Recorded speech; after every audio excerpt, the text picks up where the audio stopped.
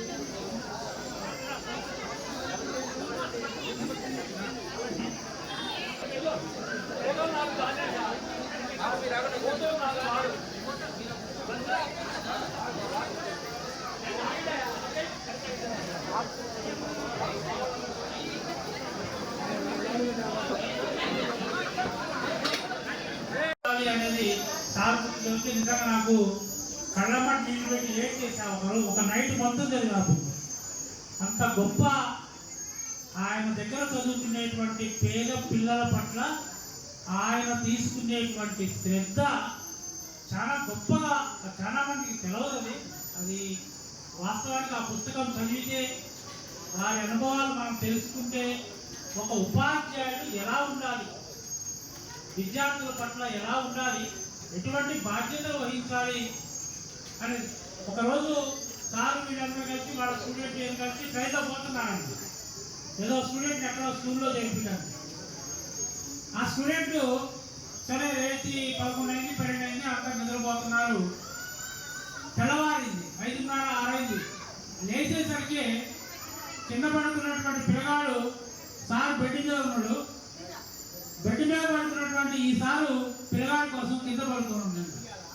ఎంత గొప్ప టీచర్ అంటే నిజంగా ఈ సమాజంలో ఈ రోజుల్లో ఒక టీచర్గా సార్ నిర్వర్తించేటువంటి ఆ గొప్ప ఆయన మీద కష్టాలు అనుభవించారు. అయినప్పటికీ కూడా వారు నమ్మినటువంటి సిద్ధాంతాన్ని, డిసిప్లైన్, మంచి క్రమశిక్షణ, ఒక క్రమబద్ధమైనటువంటి ఆలోచన విధానం ఆ రకంగా ఉండటం వల్ల సార్ ఈరోజు ఉప ముఖ్యమంత్రిగా ఉన్నారు. మన ఎస్టీఎఫ్ కూడా నిజానికి STF organisation sir one of the founder. గత 15 సంవత్సరాల క్రితం ఎస్టీఎఫ్ను స్థాపించినప్పుడు భట్టి విక్రమార్క గారు, రాజశేఖర రెడ్డి గారు వీళ్ళంతా మన ఆర్గనైజేషన్కి ఫౌండర్స్గా పనిచేశారు. ఈ మధ్య కాలంలో కూడా మన ఎస్టీఎఫ్ చెప్పిన సందర్భంలో మనం చెప్పినటువంటి అన్ని ఇష్యూస్ని భట్టి గారు సాల్వ్ చేయడం జరిగింది. మనం ఏదైతే చెప్పామో చెప్పిన అన్నీ కూడా ఆయన ఒక సపరేట్గా పేపర్ రాసుకొని ఒకరోజు 2-3 గంటలు నాతో వర్క్ చేసి మీరు చెప్పినవన్నీ సాల్వ్ చేస్తున్నామని చెప్పడం భట్టి విక్రమార్క గారు చెప్పడం జరిగింది. అట్లాగే ఇంటిగ్రేటెడ్ రెసిడెన్షియల్ స్కూల్స్ అని ఒక స్కూల్ని 30 ఎకరాల స్థలంలో కట్టిస్తున్నారు. ఒక పేద వర్గాల పిల్లలకి, అంటే అందులో ఎస్సీలు, బీసీలు, ఓసీలు, ఎస్టీలు